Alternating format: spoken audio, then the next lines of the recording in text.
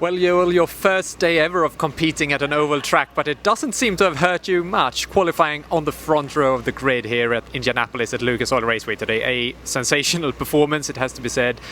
Please take us through qualifying here for the Freedom 90.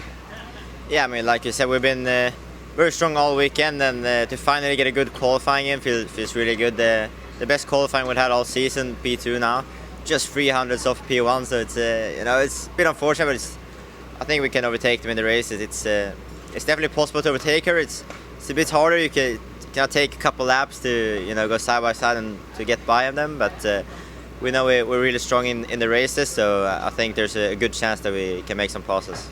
And normally for European background drivers such as yourself to come to America and actually compete on the oval take some time to adapt. Here you've been straight on the pace all day. Does this sort of racing suit you for some reason?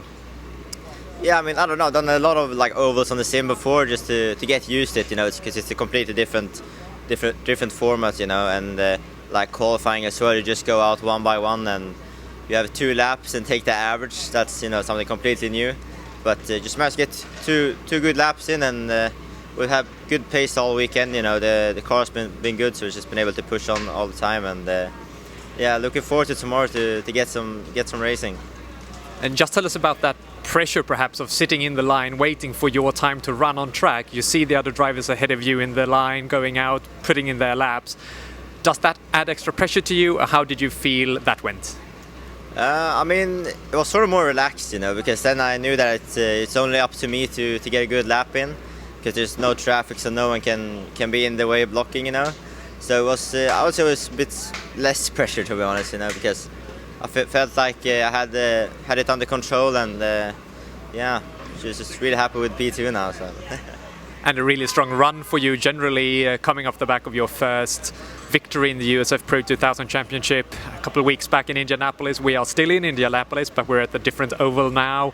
Lining up P2, as we said, tomorrow is a 90-lap race, your first ever oval race. How do you plan to go about that? Yeah, I mean, like you said, 90-lap race is going to be a very long race. Hopefully no caution, so we can just get through it. I think the key is just going to be conservative tires in the beginning. We've seen in the last couple of years that usually the guys that save the tires, they come really quick in the end, and when the other guys have smoked their tires, it's going to be really easy passes. So I think the plan is just to save as much tires as possible in the beginning without losing any spots, and then try and do them towards the end. So.